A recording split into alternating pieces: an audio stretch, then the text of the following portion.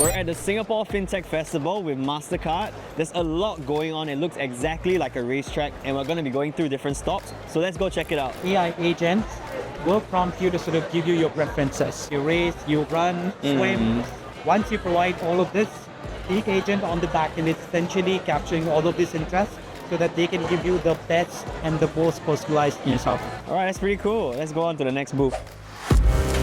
Your smart agent and actually then to perform transactions on your behalf. Upcoming, you have a race in Monza. It's time to step up your training. Your agent, which you have shared certain information about color, sizing, is talking to the merch agent to say, hey, do you have this in stock? What is available? It's almost like having like a personal agent, like handle all your expenses, handle what your interests are. So quite excited to check it out next time. Transactions are just secure and more convenient for the customers, but we can also support our partners, banks, retailers, run very targeted, hyper-personalized.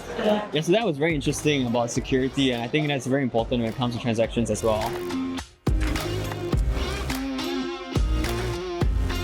So I got my drink. Thank you for joining us at the Mastercard booth in Singapore FinTech Festival. See you all around.